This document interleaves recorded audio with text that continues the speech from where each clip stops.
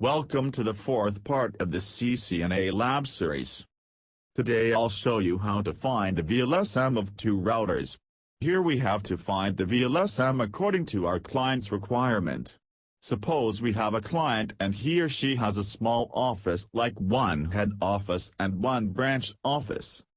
So the given network is 195.100.0.0 and the required hosts on router 1 are 26 and the required hosts on router 2 are 14. You need these 5 questions while subnetting. Number 1 is, how many subnets? Number 2 is, how many hosts? Number 3 is, what is the block size?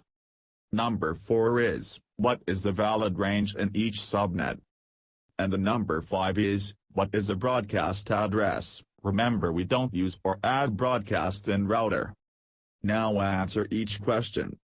Let's start with the first question, how many subnets? The formula is 2 raised to n-2. As per the client's request, he or she wants 26 hosts on router 1. So route 1 is smaller than equal to 26 hosts, we want 26 or more than 26 hosts but not less than 26 hosts. So 26 is smaller than equal to 2 raised to n-2.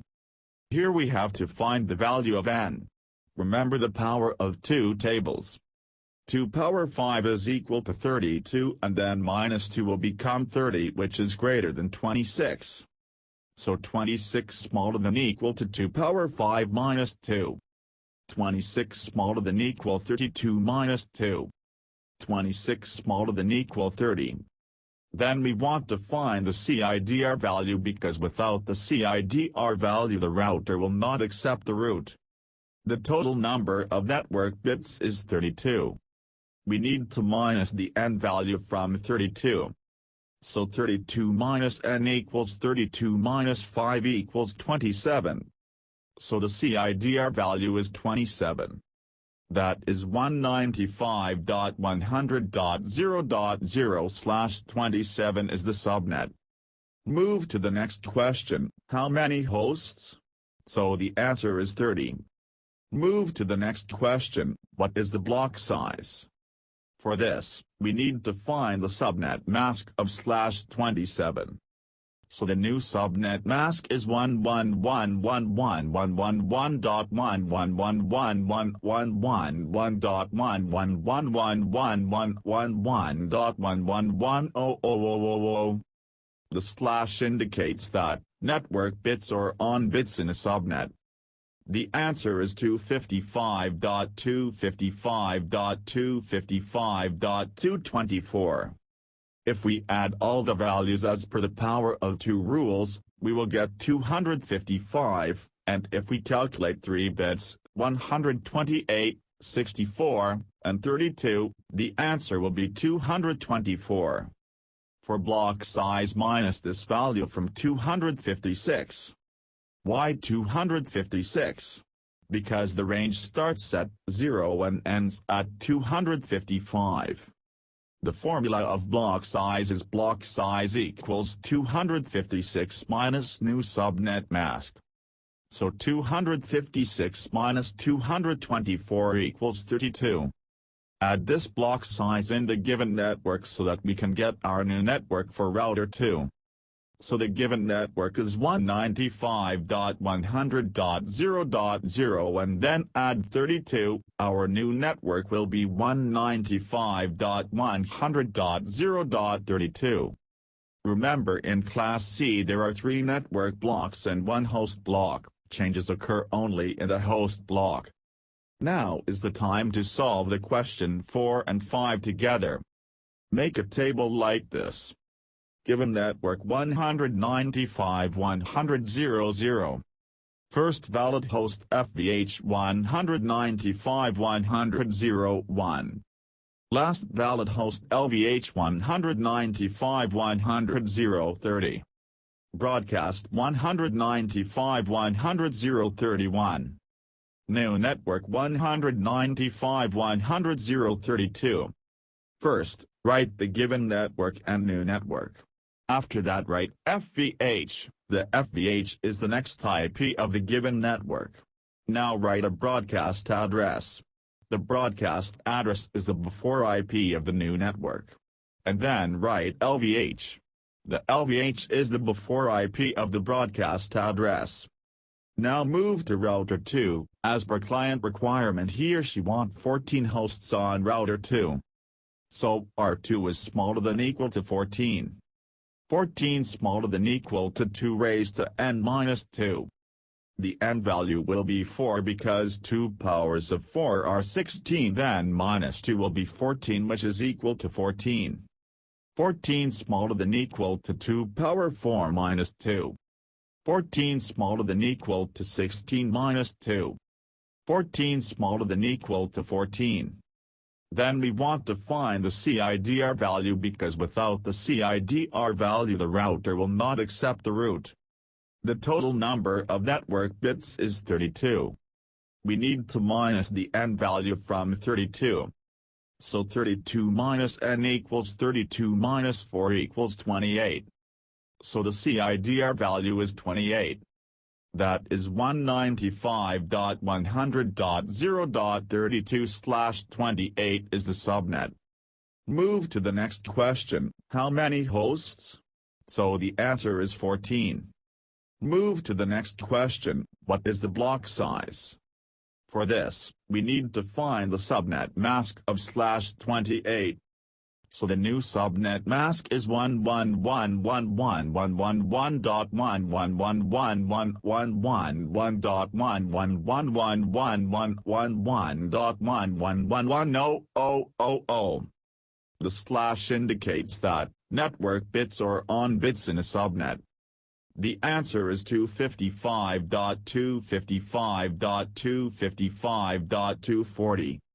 If we add all the values as per the power of 2 rules, we will get 255, and if we for values 128, 64, 32, and 16, we will get 240. For block size minus this value from 256. Why 256? Because the range starts at 0 and ends at 255. The formula of block size is block size equals 256 minus new subnet mask. So 256 minus 240 equals 16. Add this block size in the given network so that we can get our new network for the virtual network. So the given network is 195.100.0.32 and then add 16. Our new network will be 195.100.0.48.